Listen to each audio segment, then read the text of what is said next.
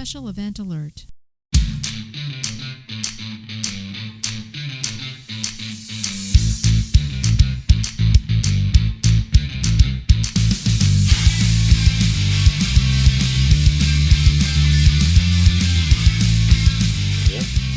It took me longer than I thought to park outside the base and walk all the way into work, which is excuse number 183 for being late for changeover.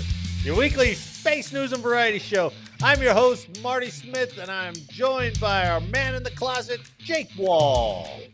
That excuse, it could be any of a dozen of us. It could. That's true. That's true. We're here to bring you the latest headlines and updates pertinent to all Guardians and to the other Earthbound branches as well. So take your seats, get informed, and have a laugh as we present Late for Changeover. Isn't it?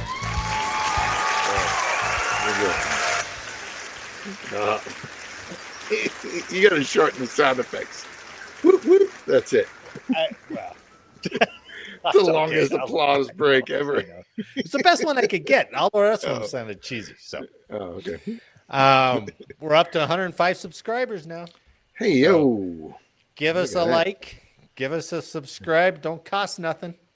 You know? Yeah. It'll probably cost your dignity. It'll cost your algorithm. That's what it'll do. Yeah, it's true. It's true. Okay. Eric's off on vacation this week.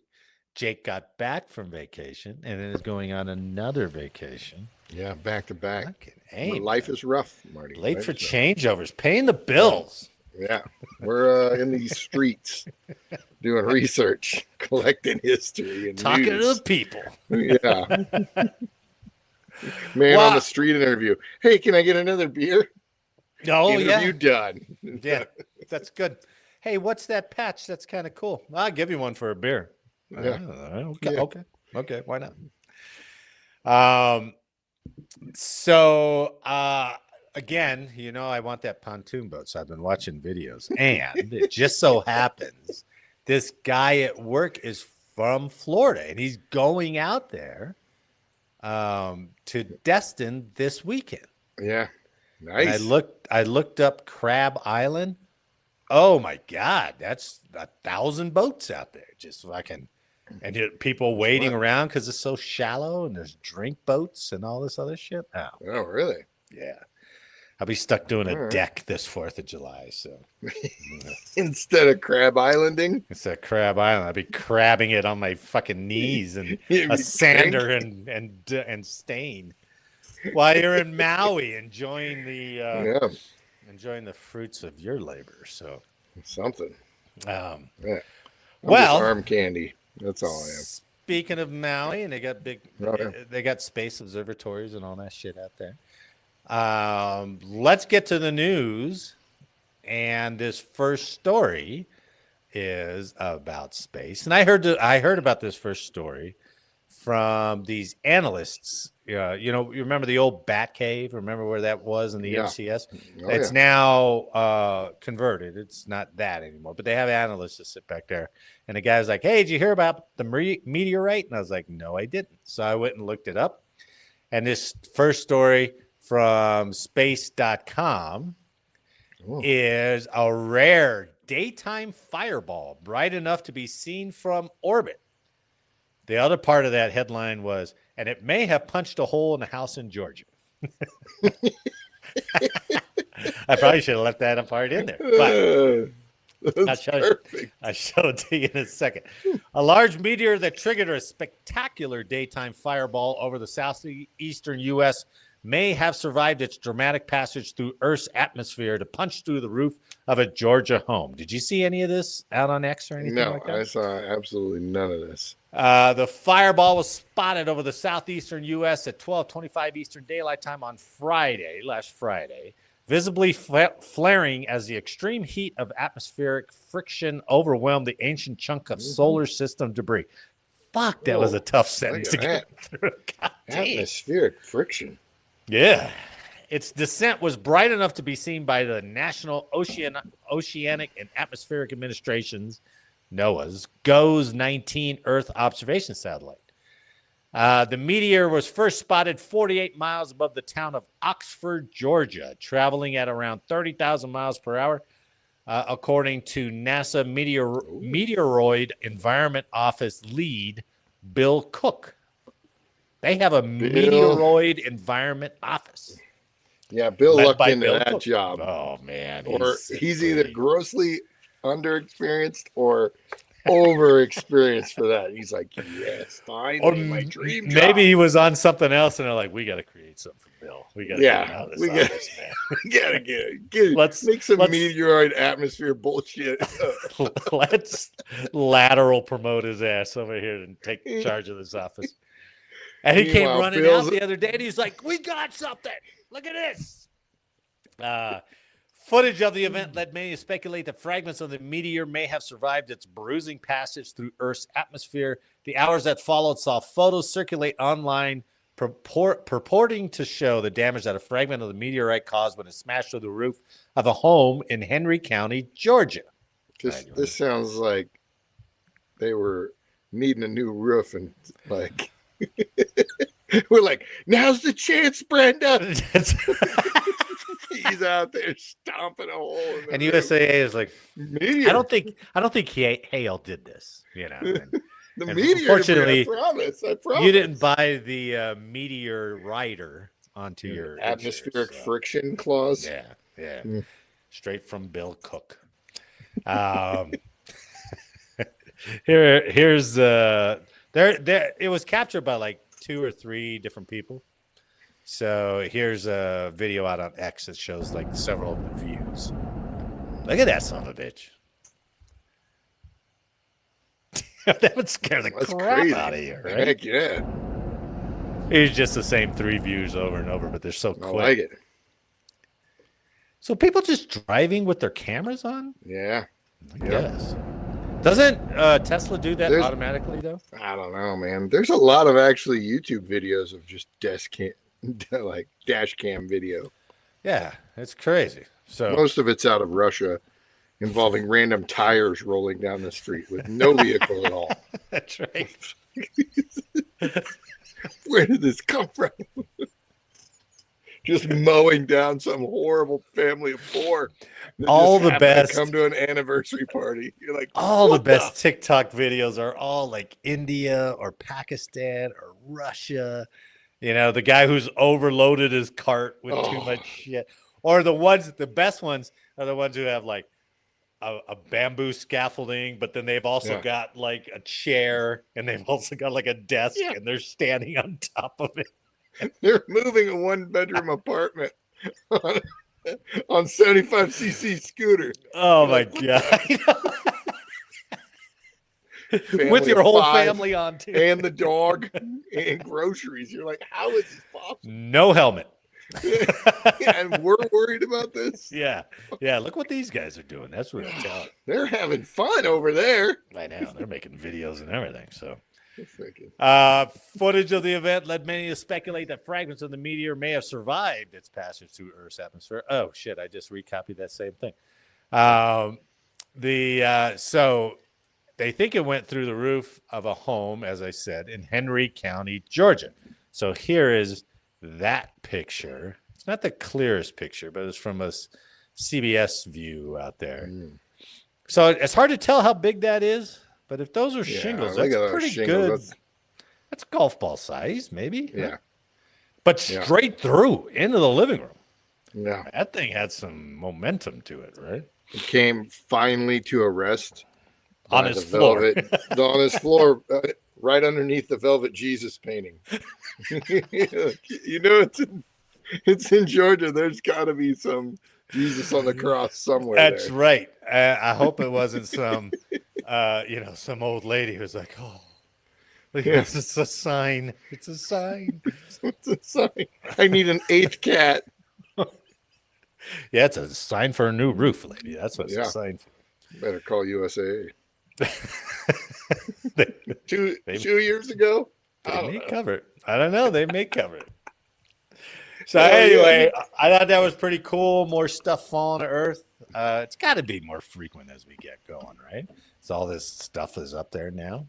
I mean, that was from they think it was from one of the meteor showers that passes by, but still, it was big enough to, even though it ended up that small, it was pretty dense and pretty big to come all the way down. You saw those videos, man. That's crazy. Didn't hit a satellite or anything. That's impressive. Nothing. See, there's plenty of room up there. A lot of room. Double it. Double the amount of satellites. Not as much room on the Earth. if it don't hit the ocean or the snow, we're in trouble. It's taking somebody out. This next story is an opinion piece. All right. But I thought it was pretty interesting. I wanted to see what you had to say. So this is from militarytimes.com. And this guy, wait till you hear his name. Split to Win, Why the Air Force Must Become 4 Services. Written by, this almost sounds like an AI made-up name. Written by Major General, retired, John G. Ferrari. John G. General Ferrari. You would think we'd have heard about General Ferrari. Nah, man. All right, so listen up. Fast burner, though. The U.S. Air Force wants at the technological vanguard. I know I walked right over that joke. Sorry about that.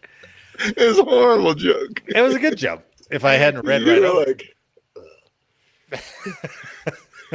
Disappointed for hearing that. All right, let's try again. All right, game face. Major John G. Ferrari. Major General John G. Ferrari. The U.S. Air Force, once that the technological vanguard, has become burdened by decades of bureaucratic growth and failed weapons procurement.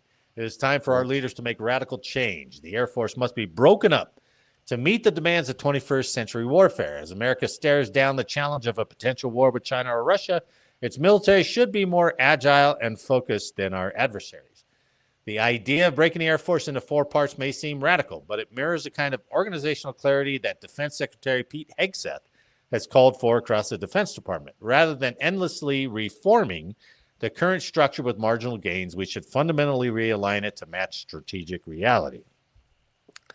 While the other services like the Army have made changes, the Air Force still retains bloated structures, overlapping authorities, and failed acquisition programs that strangle innovation.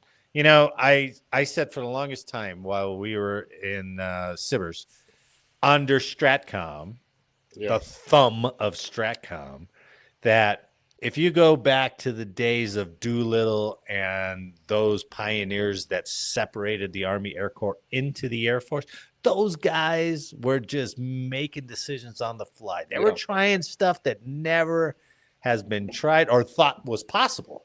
Yeah. And they were getting away with it, success after success. There's a lot of failures, but for the most part, the successes that came out. And then the Air Force, with Stratcom's help, just tightened and tightened and tightened. And soon enough, you weren't allowed to even send a command to a satellite without getting 2-person and an engineer to agree with it, to press one button to recharge the battery. So I get what he's talking about. With like mission bloat or I think it's because weapon system cost. Because of that cost, they don't trust you to exercise the authority that you should have as an E6, E7, because they're all checklist driven. And you remember that. They're all checklist driven. And you know what always used to screw me up too? The one time, well, not always, but the one time we went out, you knew how we process mission in Sivers, right? Got to get 2-person, right? 2-person release. Okay, report it. It has to be an officer in the chain there to release, that kind of thing. And then you go to JTAGs, and there's 3 dudes in there with an E6. And he goes, I release all the time.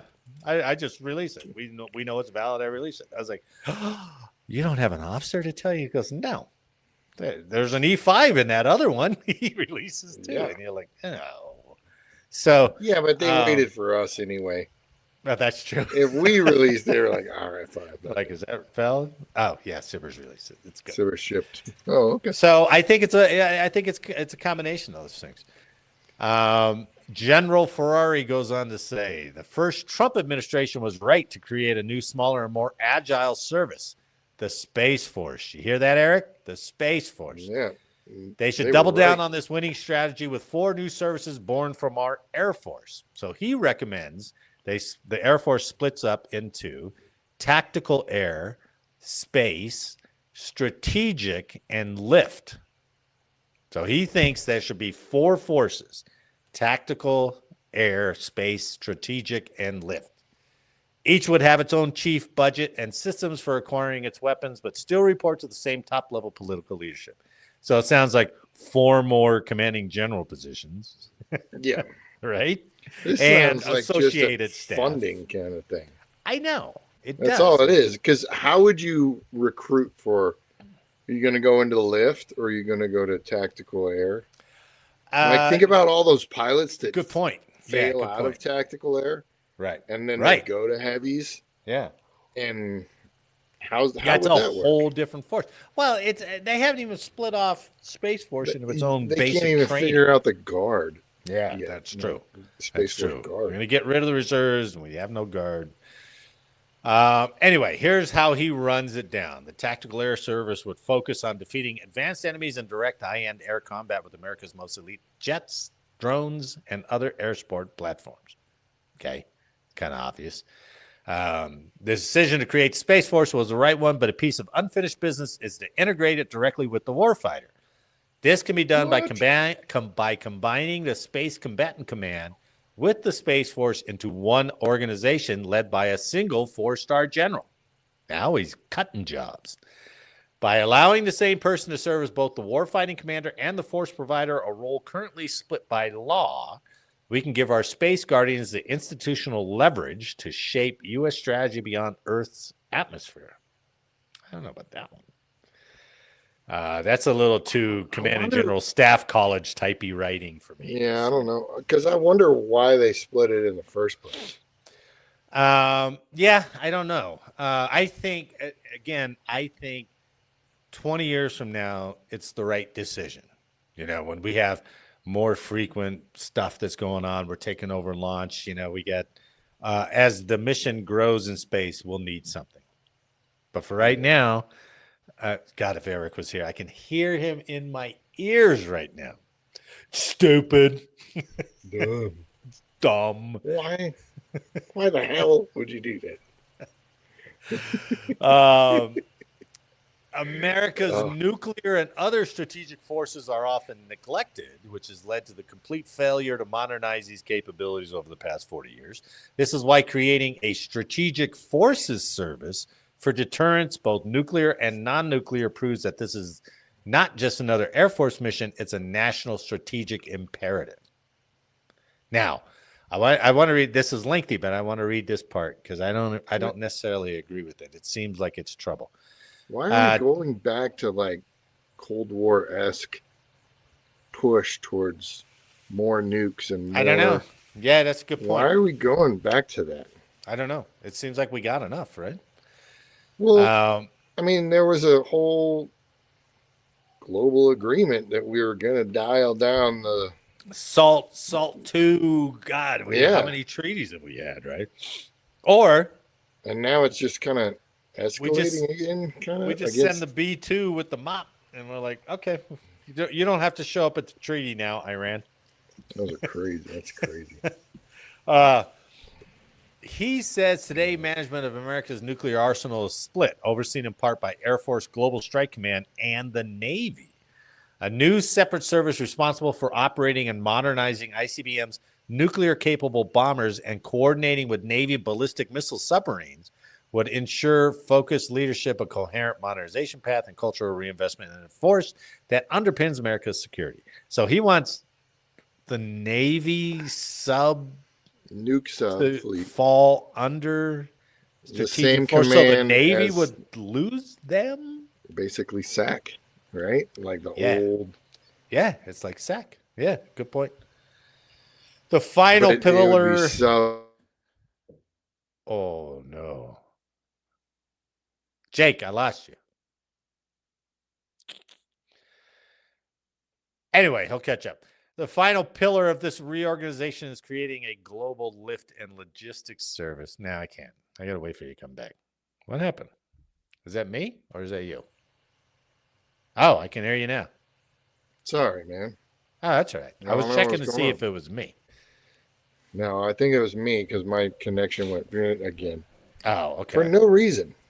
I'm like, I don't Yeah, get I it. know. My dependable Xfinity, which is I'll be looking to get rid of Xfinity too. That'll be nice.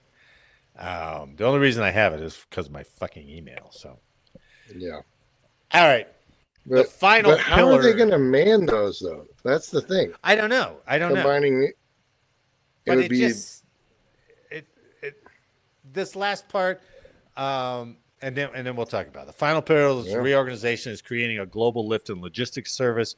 Just like the American economy depends on truckers, our Air Force relies on planes that move, refuel, and deploy our forces. They're indispensable, but too often lose budget battles. Again, budget battles. Splitting these assets off into their own service and combining it with its combatant command, transportation command, or TRANSCOM, would alleviate this issue and ensure the United States retains its unmatched ability to deploy power globally. But TRANSCOM's Army, I think. I think it's run by the Army. So what you're saying? oh Oh, yeah, airlift goes over to the Army, which, but okay. So I I don't know get how what this he's works, saying, man. but I This is don't crazy. know. I don't know how that would execute, right? Yeah, Because it's almost like, hey, we should break the Army up. We should have uh, a tank army, and then we should have just infantry army. It's like yeah, you gotta do some combinations here. I mean, who seems to have the best concept of it is if you go to the Marine Expeditionary Force, the MEF, because yeah, the MEF has everything they need. They got air, they got sea, they got the troops, they got their own yep, supply, they got their own lift. Granted, it's a small force relatively, yeah. It's but not big. Those aren't. no, but that's the concept, right? And they push this whole package out the door. So I don't know. It's hard to get. I understand what he's saying, but that's on like a philosophical level. Like I said, CGSC stuff. However, it's then now you got four new organizations that are all going to be fighting for the same pot of money. Yeah, exactly. And Same thing. it sounds really similar to every time. I mean, we've all seen it where, oh, the comm is at the squadron, and you Yeah. had like two or three comm guys at the Right. squadron, and they were hooking the squadron up like all Right. the time. Right. And then they consolidate comm, and they're like, we'll be able to get you your Yeah. issues Good. fixed faster. Good And then work. Yeah. comm is so you got all of lift here, but then comm, once we start calling them, you're like, it's going to We don't be have anybody to 4 send days. out. Yeah, we don't have anybody to they send out they to. did the same with Intel, where they're like, oh, all Yeah. Intel is going to be consolidated here, and we're going to take care of everything, and then they're just not responsive enough No. to go with that. I Not mean, when I you have think, a member sitting down there with the squadron or sitting yeah, down there with the unit. Yeah, you're exactly. right. You're right. I think those mission deltas. Have you heard about what they're doing? Their Space Force is Are they reorganizing again? again. Yeah, so they're trying out, and it actually kind of makes sense because the acquisition process is broken, I right? For a agree. number Yeah. of reasons. Yeah. One is they don't have any connection to the actual people or mission they're serving, Right.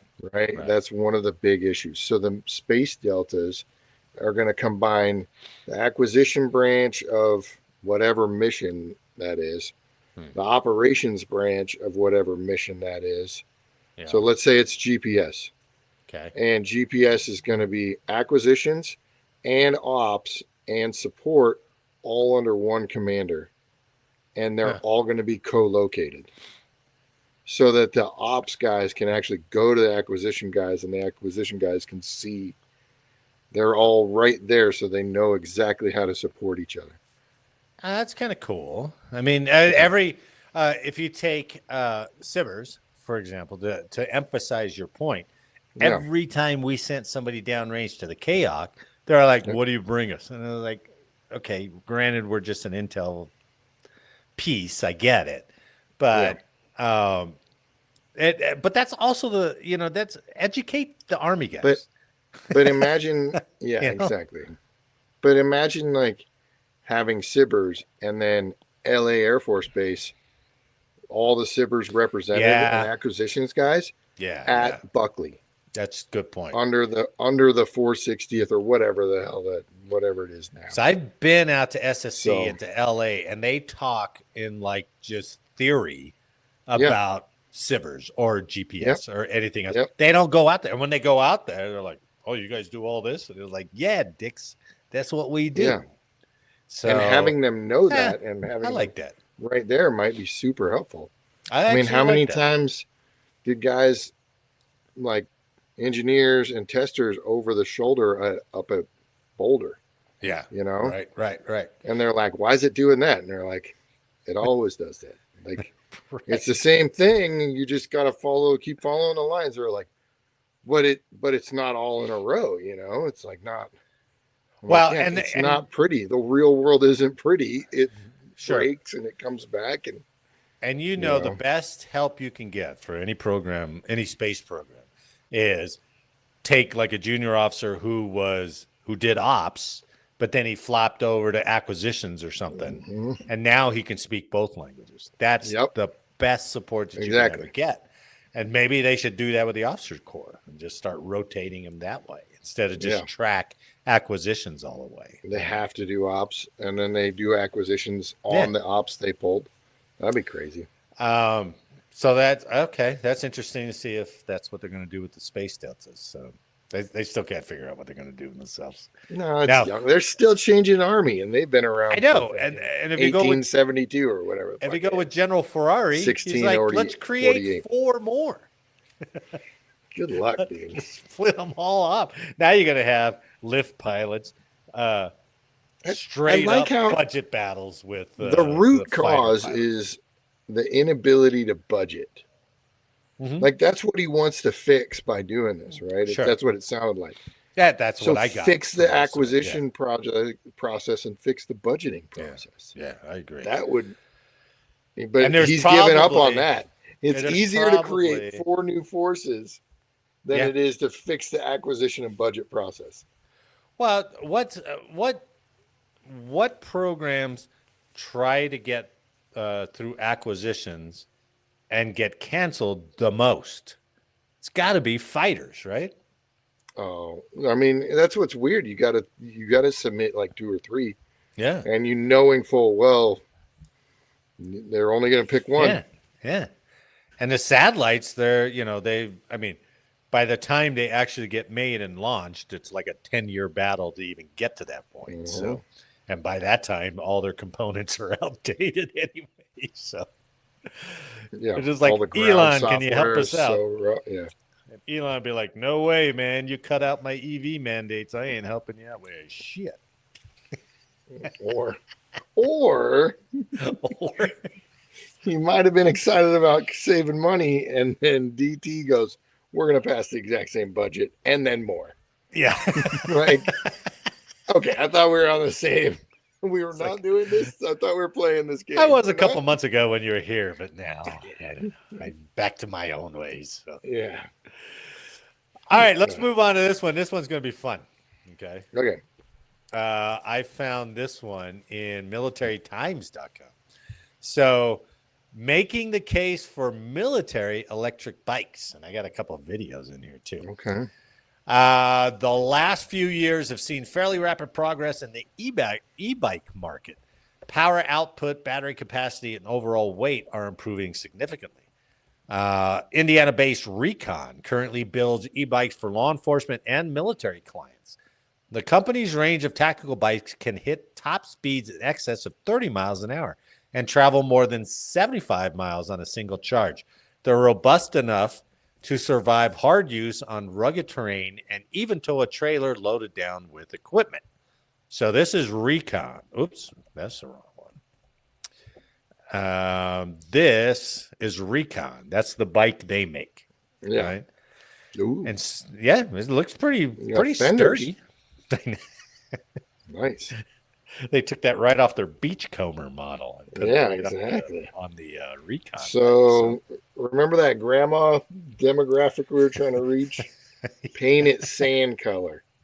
Sand and black. Oh, military will love this. I don't know if that's still going around as like, the 4x4 color. You've seen like Rangers and other trucks with that flat sand paint, Yeah. for the car. I don't like it.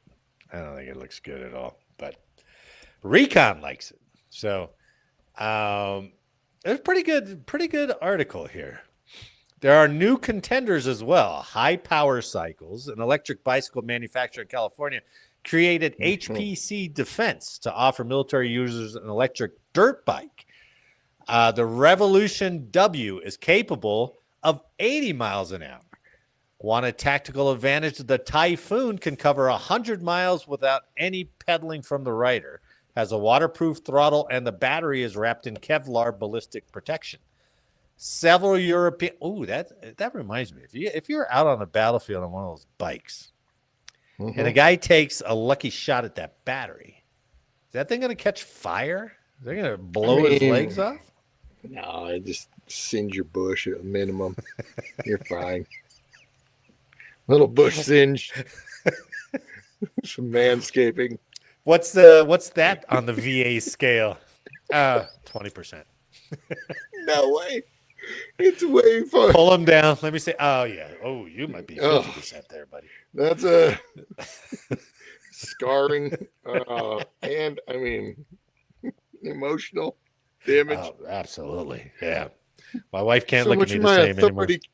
So much of my authority came from my bush size and prowess. That hole between the legs looks like Deadpool now.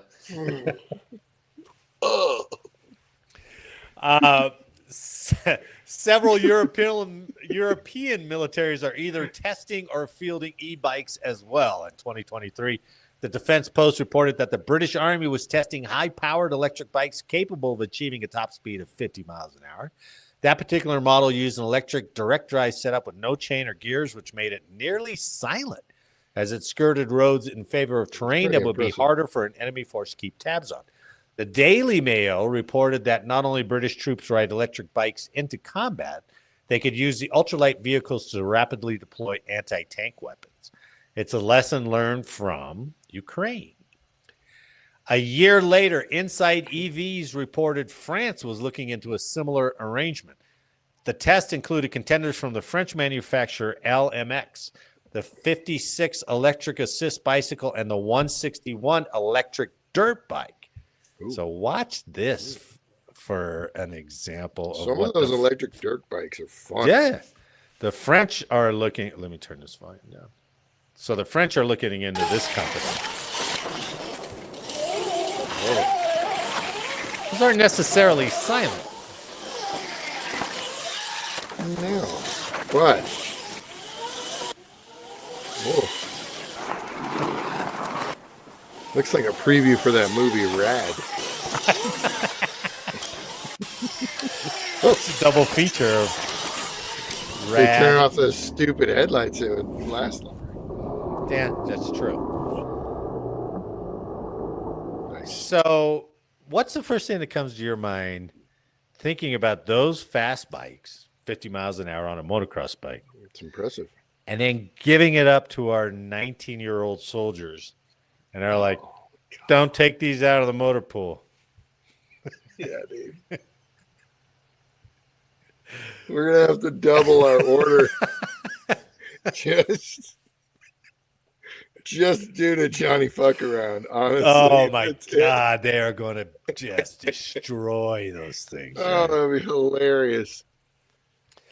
So, this article talks about if you've been following the way the Army wants to go, lighter, faster, more agile. So they come up with the Army's infantry squad vehicle, yet another vehicle for the Army. You know, the Humvee's so passe. That's like three generations ago of vehicles. So now they got the Army's infantry squad vehicle, which is light, fast, efficient, and agile on the battlefield of tomorrow. Let me show you the Army ISV. We haven't covered this, so it's kind of interesting. Squad vehicle is essentially a high mobility vehicle that's meant to transport troops and equipment from A to B, get you as close to the X as possible. So this looks like a stripped down Humvee. Take the fight to the enemy without traveling dismounted for too long with a lot of equipment on you. I'd say it allows us to fight lighter. So Being a light infantry division, we rely on our mobility on foot to fight. But given that, we also have a lot of weapons capabilities like AT-4s and javelins that it's tough to fight dismounted with. So having these vehicles, you can load up all of your sustainment, all of your weapons, and then get off as close to the objective as possible and still fight light. All the heavy things, right, that we carry, to include our ruck, javelin systems, AT-4s, Carl Gustav, the Stingers, I mean, you name it, all the stuff that we have to carry with us to fight with now in this Lisco war. We can expeditiously just strap that down to the ISV with just some 550 quarters, some tape, and if we need to use it, cut it off real quick and engage with it. And it takes the weight off the soldier's back. Just duct tape that shit. As well. Hell Instead yeah. of the commercial, duct tape it. Yeah. And then when you go turn it in, they're like, "Hey, what's all these tape marks on here? Yeah. You're gonna have to buy a new one." So you need to sand it down and repaint it. That's where they want to go, right? They want to go to this ISV, and this guy writing this article is saying, if you use that ISV, you can mount a couple of these e-bikes to it. Yeah. And then once they pull off, two guys go out on the e-bikes, two scouts or whatever. Yeah. It'd be pretty cool. I mean, you know, lone survivor guys would have loved to have an e-bike to get the fuck out. I think I saw that done in Mad Max. Yeah, it was almost some fat, you're right, freaking fat cargo carrier motorcycles. But you know, there's no motorcycle that survives a movie. You know, some bad guy always thinks he has the advantage on the motorcycle. He's gonna slam into a car and be like, spectacularly. Right, lay it down. Everybody's laying it down. Everybody's slamming in the car. Jumping into a river. No. It's not as advantageous as it seems. You never want to be the guy on the bike. Only time will tell whether the U.S. military adds some form of electric two-wheel transportation to a stable of vehicles. While they have a limited capacity for cargo and increase the challenges of charging batteries on the battlefield, electric bikes and motorcycles offer an undeniable edge when employed properly. Not to mention they're practically free compared to what the Pentagon pays for every other vehicle. Oh, we could beat that, though. Yeah, we could beat it. Yeah. $2,000 for that bike? Well, how about $100,000? It'll be $8,000 by the time we're done, and that doesn't include the fenders, or the charger and an extra battery, charging cord. You got half of a charging cord. But you know who the guys were doing that video for the ISV? That was 101st Airborne guys who road march in and road march out, and they're like, "We can drive? Hell yeah, we like it." They're like, "Yeah, I love this thing." You want me to say what about it? Yeah, I'll tape anything you want to this. We fight on foot. That's whatever that guy's line was. Yes, he's getting into the. Here's the thing, though. The first accident, everyone's gonna have to wear helmets. Yeah, but they're like protective helmet. Their Kevlar helmets don't work for crashes, so they're gonna have to have ATV helmets, and then take them off really quick and put their normal and then put their other on one on. So that's another piece of gear they're going to have to carry. Yeah, that's right. That's right. You're going to have so many Article 15s of these guys riding with no helmet. Dude. Absolutely, you are running into battle with a motorcycle helmet on. Dude, we did that story about the bomb loaders who couldn't control the cart. Yeah. And we want to give e-bikes to these guys that are going 50 miles an hour? Dude, I ran over a couple of those little blue Smurfs with those bomb loader carts. Hell yeah, dude. They go faster backwards. So, like, literally, you're driving down the flight line like this the whole time. It's that much faster. No shit. Is It's it governed significantly going faster forward or something? backwards. I don't know why. That's crazy. But you're watching backwards, and then it was Alaska at night in the middle of winter, and it was like really nice northern lights going on over here. And so I'm like, shit. All of our little blue lights, our Smurfs, had like old tires around them. So you wouldn't do that. I went straight over it. Oh shit. And then I'm like, oh, this light's FOD. You know? And I'm like, I can throw it in my backpack and get it. Well, at least you had the wherewithal to That light was pick probably up after $1,000 worth of fucking quick release bullshit. and you took it out, baby. I love it. Ran that thing over. And all you That's what you guys, get. I'm sure your whole team has done something. Are you going backwards? No. Yeah. That sucks. All going you backwards. can't drive it forwards. It would take forever. So everyone drove it backwards. And that was that incident we covered, right? He was going backwards and Yeah. ran into something, and then it took off, or whatever it was. Yeah. Well, it's heavy too. Like you think about it, it's made to have 1,000-pound yeah. bomb Right. on a lift arm and to be able to Right. move it around and still maintain stability. So it's so a squatty. heavy Yeah. thing. Yeah. So it's going to gain momentum. With zero clearance. No, and you're steering backwards too. That's awesome. It's a Oh good time. shit! You want to do the book review? You want to go right to history? Oh no, I just a quick book review. If All you right. want to do that. Well, yeah, I was gonna. I was thinking if I had a producer, I would have like put a whole segment together. Yeah. But instead, I was gonna call it Jake's closet reading material. It's horrible. Could be bathroom. I don't reading think you're material. allowed to like. Oh yeah, maybe. Yeah, good call. Well, I Yeah. quoted him on it. So Jake, despite the So- hijinks, is an avid audiobook listener. Yeah, I And love it. you've listened to so many I cool did. because there was one before this one.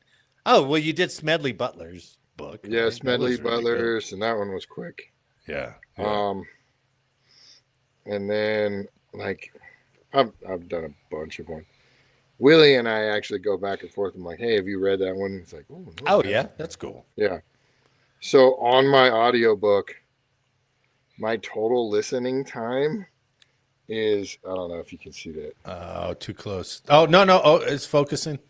3 Is that- months, 22 days, Oh, my God. 1 hour and 14 minutes? 1 hour and 14 minutes. Oh, I've been my listening God. straight, like on audiobooks just over Yeah. and over and over, and you know, Well, so and you're going out to Hawaii here, so add another 4 or 5 on I there. already downloaded too. We're good. Nice.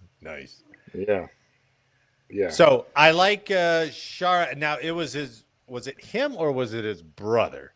Because there's 2 of them, I think, who wrote It- Killer Angels and who wrote the Mexican War. There Oh, is so a he- Shaara, and I don't know if that's yeah, him or Jeff his brother. Shaara, I believe, is he writes 3 or 4 different. He's done Killer Angels, Yeah, The Rising yeah. Tide, Gods and Generals, Right. all right. that. But he normally does multiple books in a series in a war. Oh, he does. This was his only Korea book, and Okay. Willie had actually suggested this one to me. But it was awesome because it's, I don't know, if you like history, fine, but a lot of it can be kind of dry. Yeah. But his is historical fiction, so it is. Yeah, he tries to set the story. He tells up, a story up, but he's actually basing it on like actual logs and actual like stats and actual orders and presidential. He just connects it in a Documents, yeah, story and then writing way, right? He's going with the diaries of multiple other guys yeah. and the activity that was happening on the day of those diaries. Like he's connecting a bunch of stuff to give you a full picture. And he, at the beginning of this one, said, okay, this is based on the diaries, based on the writings of these 5 or 6 Oh. service members. yeah. And 2 of them were Chinese. Oh, wow. On really? that side. Yeah. And it was on the general. What a 2 of the great Chinese viewpoint. generals. Yeah, what a great Yeah. viewpoint to flesh out the whole story. That's cool. So it was cool. It picked up like midway through the Korean engagement. Oh, okay. But it focused mainly on that Battle of the Chosin Reservoir Yeah, yeah. and the Marine units going up there, and then the Army units supporting that area. Uh-huh. So it was brutal, right? Like they were fighting the Americans, the number of Americans that got cut off up there. The Chinese were just literally letting them come through. And he paints this picture of, like the military members sending back intel and saying, we've literally picked up 4 dudes that were starving, 4 Chinese dudes, and we've interrogated them. We didn't even have to interrogate them. They were just spewing. Hell yeah, there's 4 battalions all around you, dudes. God damn. We've got it all right here. It's like we've got our battalion here. There's next one over. We're letting because we couldn't do anything about it. So they were like, I'll tell you everything about it, right? Yeah. And then the intel, he paints the picture of the communication issues between it's horrible. Intel on mainland Japan, U.S. assets there, and sending pictures back. It's a great book. If anybody's interested, it's got a bunch of different stories. Marine Private Pete Riley, and then General Oliver P. Smith were the main 2 kind of guys during that. Okay, all right. That he focused on, but then brought in any other intel or stories he could possibly get. That's so cool. It's a great way to tie history in with an actual interactive story, other than Ambrose. Sometimes I don't mind Stephen Ambrose gets it's like on this like day, too this accurate. unit did this and they did this and they did this, and you're like, it gets a little dry. And and so that's why I really enjoyed this Jeff Shaara book. I'll send you. I think it's by Shaara. I read it a while ago, but it talks about the Mexican-American War. Yeah, I don't know if you've read that one or not, or listened to that. This is the only one I've listened to him. It's really cool because he follows. There's portions of the book where he follows Lee, Captain Robert E. Lee. Jeez, and what was his name? Smith, I think is his name, who was leading the army. He liked Lee because Lee could map and draw. So he made him like his cartographer guy or whatever. And he would talk about how Lee encountered Lieutenant Stonewall Jackson, or guys on the north that they were all in this battle going down to Mexico City. It's really, really cool. And I think it's by Shaara. So I don't remember the name, but I'll send that'd be it to cool. You. Yeah, it's really cool. Hey. All right. That was good closet. I almost said bathroom reading. Bathroom. You don't ever think about that as far as during the Civil War. You literally had officers and generals. I know we're like, families fighting families. Yeah. But then literally guys you could have gone to war with. That's why, absolutely. That's why I thought it was so cool. And knew the tactics, knew everything. And then 10, 20 years later, you're fighting against them.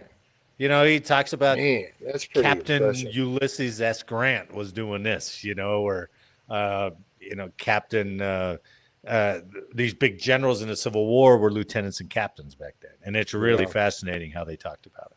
It's a short book too. It's not very long. But the other thing about this, leading into our history today, the other thing about this is that we're just 5 years removed from World War II.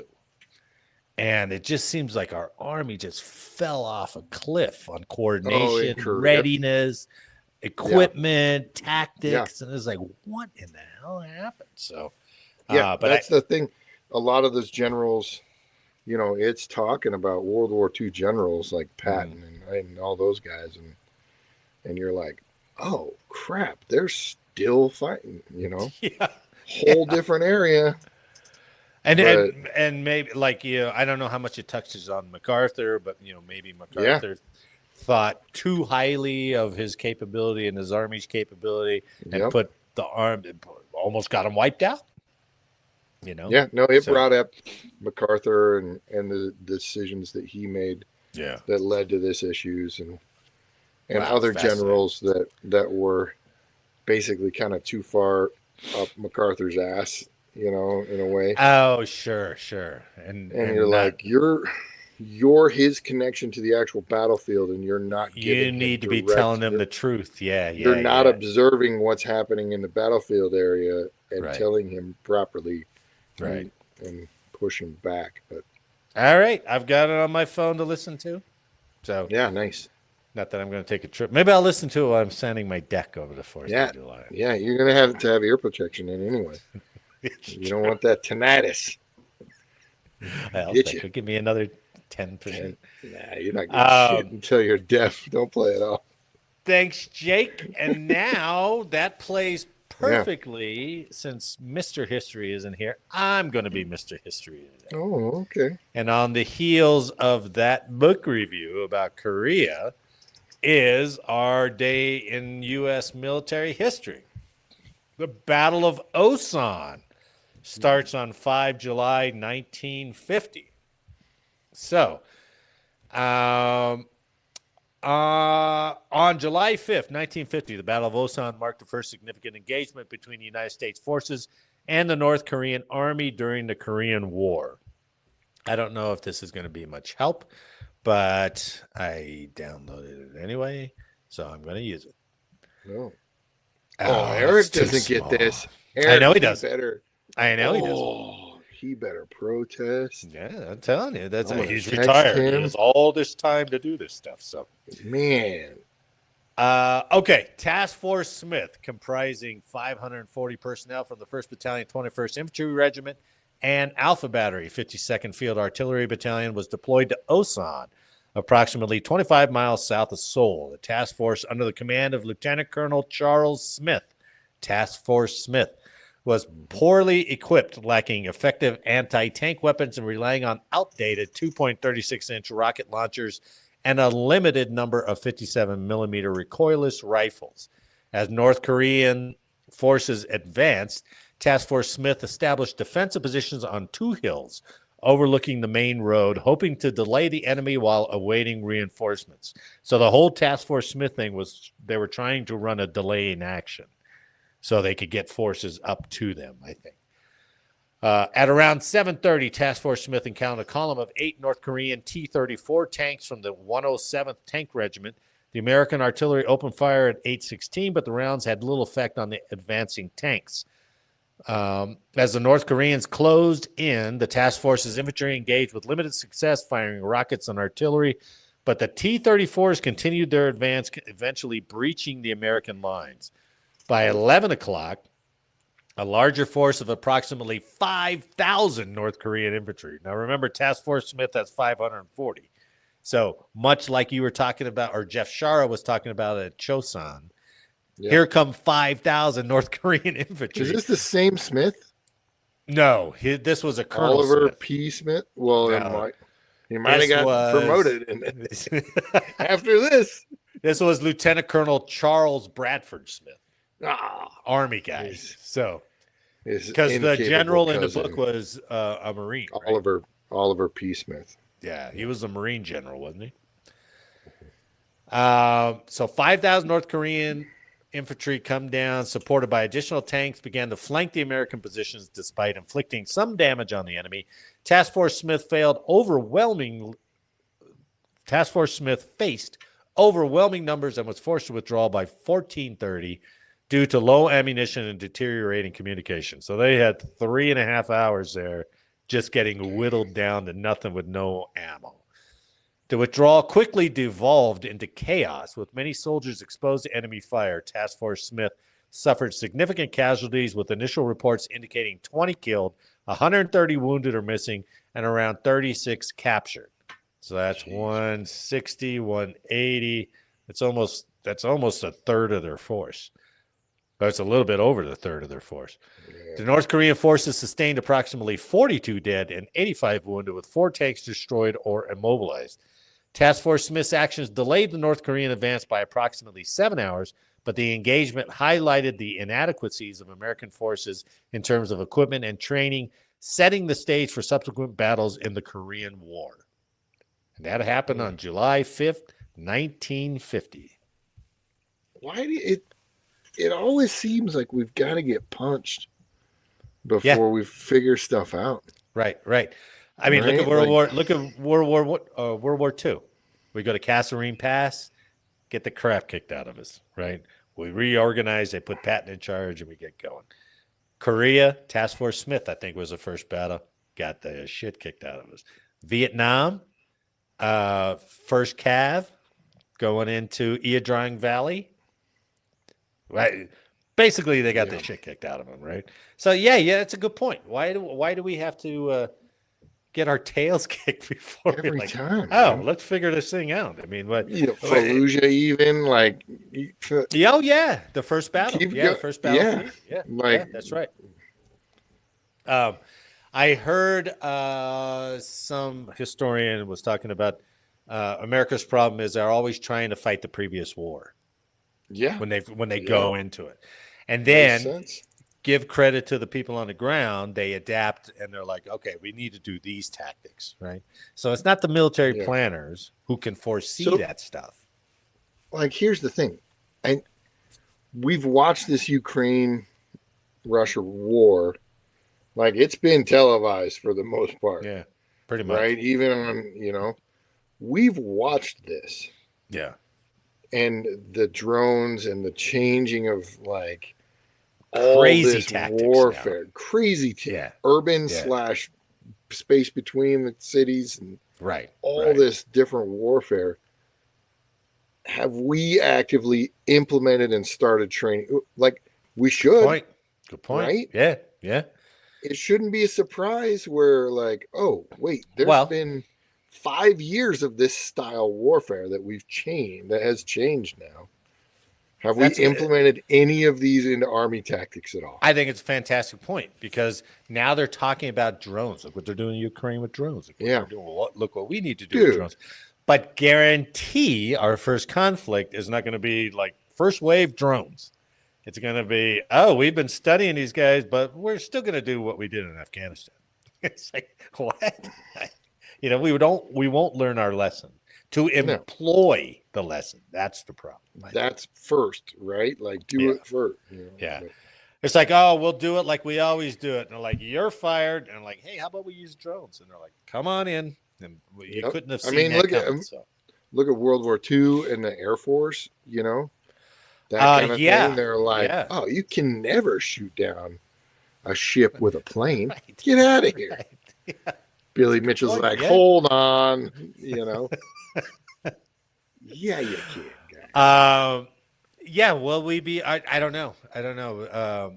Now that we've verified that we can fly B-2 bombers pretty much anywhere and drop some munitions, how much is that going to influence our next conflict? Or maybe that's all our next conflict is going to be. It's going to be cruise missiles and B-2s, and that. I guess that'd be great rather than force on force. Proved that we can't do it like that. Well, I guess we tried, like that. and Iraq, even Iraq, we tried to do it like that. We tried to outmuscle, and what were we hamstrung by? We roll in M1 tanks and like, I can't get down that street. And I'm like, damn, we didn't think about that. Yeah. Or how many Humvees got attacked by IEDs before we go, hey, maybe we shouldn't roll the soft-sided Humvees out there. Let's do some experimenting here. That's exactly what I was thinking when we were showing that 101st electric vehicle. I was like, that thing can't be up armored. Oh, like, no way, right? I mean, I don't know how they would employ it, unless they jump in, but then what's their mission after that? So I don't know. I mean, I when I first joined in '89, it was all Soviet tactics. That's all we trained on. Wave after wave of Soviet attack. And that's how we were trained. And then they're like, we'll probably never fight that kind of war, even though we practiced it for 20 effing years or whatever it was. Yeah. And then we go into Afghanistan. You're like, this is the war we're going to fight. You're like, we didn't train on this. Any of this. And once again, big learning curve. Yeah. Even though the knowledge was out there, right? We had watched Russia and actively fueled counterinsurgent warfare Yeah. in Afghanistan for what, 10, 15 years Yeah. against Yeah. Russia for all. Yeah. And yet we didn't think it could happen to us. You know what? I Come mean, on. who? Yeah, Russia the same way. I mean, it is us, but Russia the same way.